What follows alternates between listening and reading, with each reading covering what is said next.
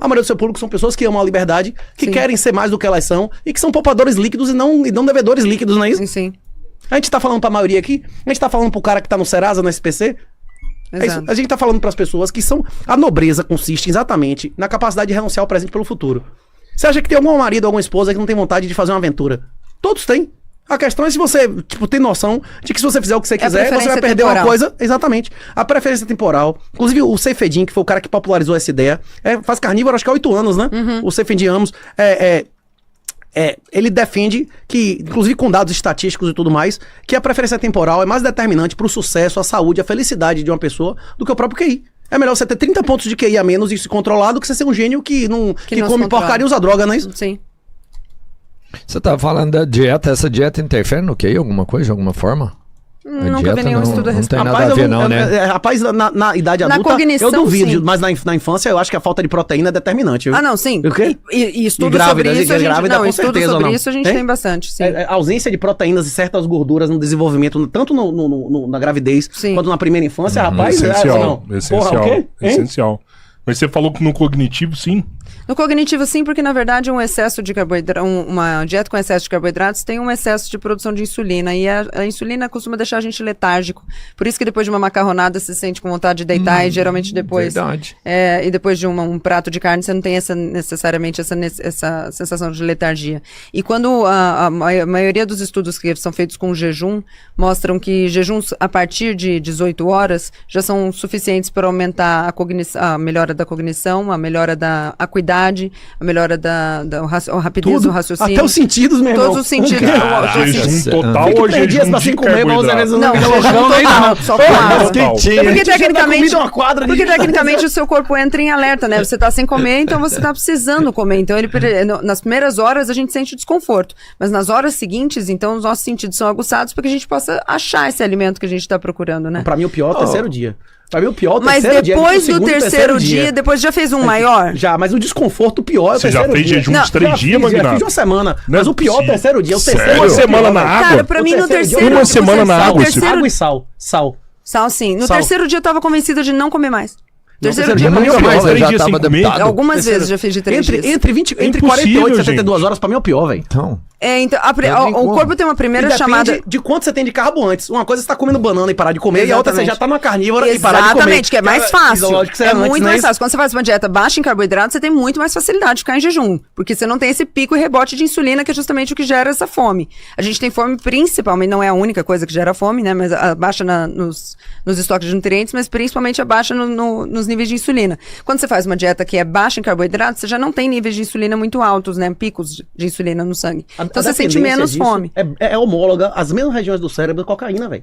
Exatamente. Tipo assim, pico de insulina, ele dá uma euforia do caralho, dá um prazer do caralho, é maravilhoso. É quando você come uma macarronada, um doce, leite condensado é ruim, brigadeiro é ruim. De jeito nenhum. Cocaína é ruim mesmo. Alguém vai dizer que cheirar cocaína é maravilhoso, meu irmão. Tem que ter um preço, quanto mais come, mais come. Quanto menos come, menos come. Tanto que quem não gosta de doce, não gosta de doce. Quem come doce demais, gosta de doce. Mas quem não come, não come. Tem a ver também com algumas bactérias que a gente tem dentro do estômago, não? Do intestino. Do intestino, exato. Sim, tanto que o transplante de fezes é o futuro do estudo da medicina. Ou da microbiota. Você tá brincando. Transplante de fezes? Sério? Tem estudos. Tem um estudo. Tem irmão gêmeo, gordo e magro. Você tira a merda da barriga do magro. Exatamente, bota e muda. Tem estudo. Os caras conseguem fazer estudo que eles pegam a microbiota do cara aqui no Brasil, hoje às 4 horas da tarde. Eles botam esse cara num avião, colocam ele lá na Argélia, às 10 da manhã. E a microbiota dele muda. E só pela mudança na microbiota dele, já muda tudo no corpo dele. Comportamento sexual, inclusive. Tudo. Eita. Comportamento sexual muda.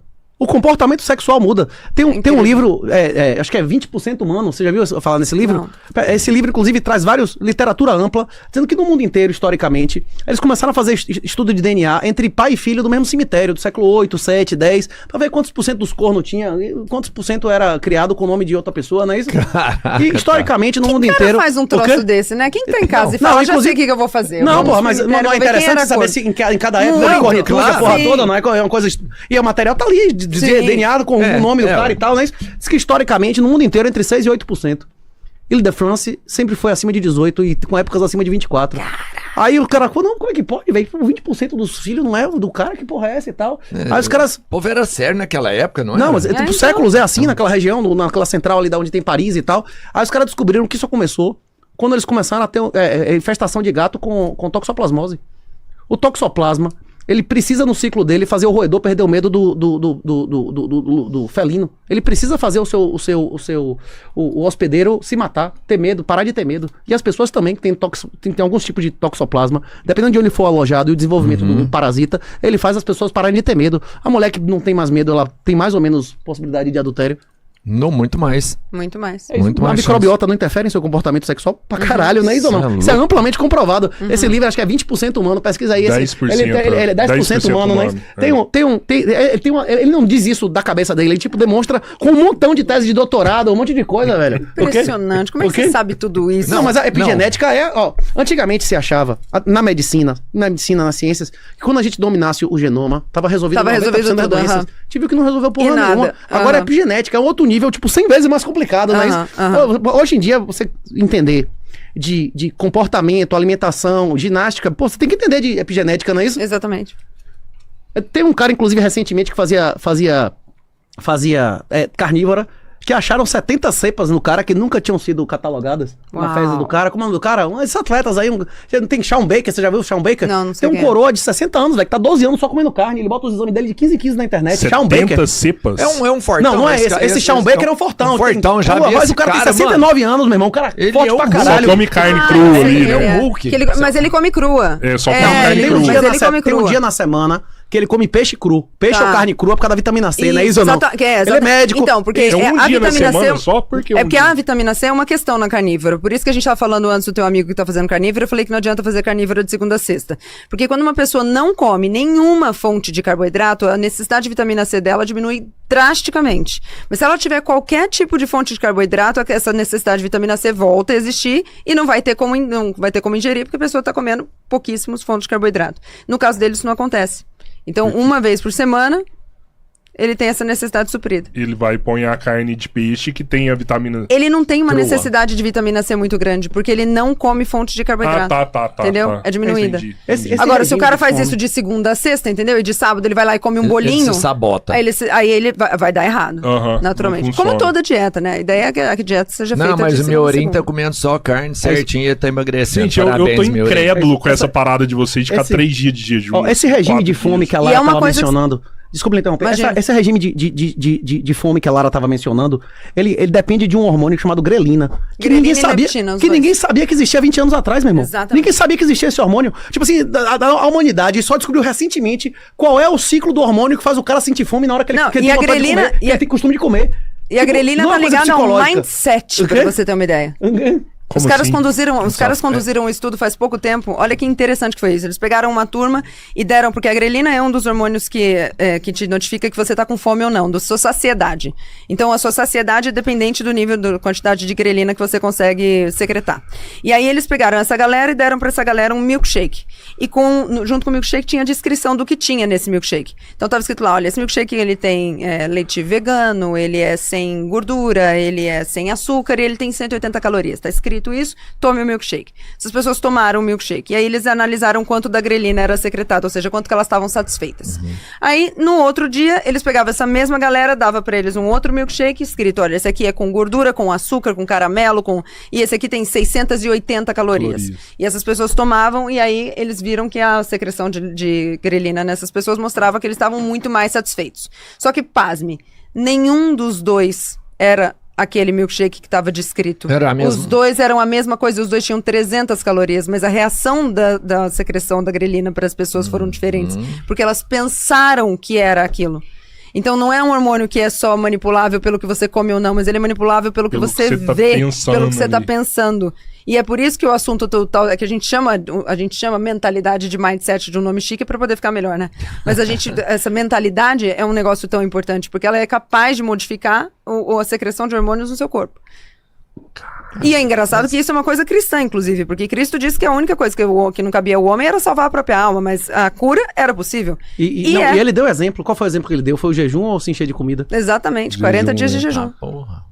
Porque quando ele foi ser batizado, João Batista, eu vou batizar você é Deus, ele vinha dar um exemplo, não é isso? Pois é. Eu vim cumprir a lei, não é isso? Com água e com fogo. Mas será que é possível uma pessoa ficar 40 dias O de meu jejum? padrasto fez 40 dias. Só com água, Não, só? Não, aí ele fazia caldo de ossos junto, porque a partir de até 3 dias, só água, a gente tá tranquilo.